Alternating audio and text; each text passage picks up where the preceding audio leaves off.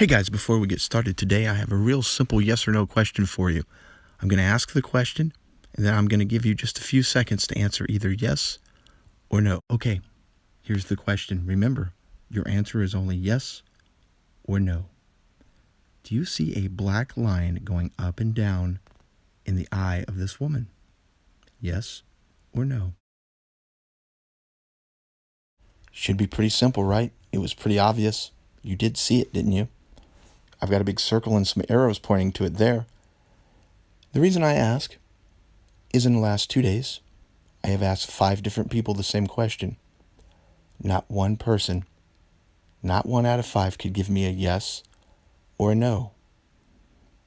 To a man or to a woman, they all wanted to explain what they were saying rather than say yes or no. Try it yourself tomorrow. See if you can get somebody to answer a yes or no question without feeling the need to qualify it or explain it or do something to minimize the fact that they see a line in a person's eye. It's kind of interesting. The other interesting thing is if you just ask them that yes or no question, when they answer it, they imagine you said a whole lot more than you did. Now then, what better place to get started than the beginning? This started with an email, of course, and a link that brought me to this video so you can check my work. I was impressed because this is an actual source video. This person didn't send me a video. They sent me this link to this video on a news website. This story, in case you're wondering, is about a man that was missing for 30 years. It turns up and says, hey, I'm alive. I admit I watched this video 6 times and saw nothing, looking for something. The person in the email advised me to look at the eyes, so I blew up the picture, made it larger, and then slowed it down.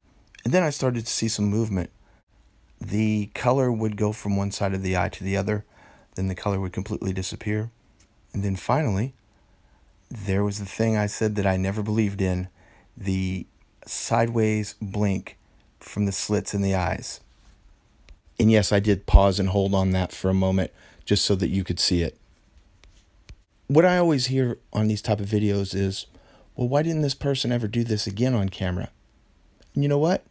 Since I already had a good source video, I thought, why not? After all, she's a reporter. There must be tons of video of her reporting. And so I went through a lot of video, frame by frame, blowing up the picture, doing all kinds of stuff, until I came to this video, this one right here. It was one of the last ones I'd looked at today. I spent a lot of time looking at this lady's nose today, so I feel pretty qualified to tell you it looks way different in this video. And as the video goes on, it actually kind of changes color and gets crushed into her face. I'm not going to talk about that dog bark I just heard on replay, even though I don't own a dog. We're looking at her nose and her eye right here. Specifically at this point, her eye. We're going to come back to the nose and how it links in a minute. But if you watch this video at normal speed, you don't even have a chance of seeing this. It happens so quick.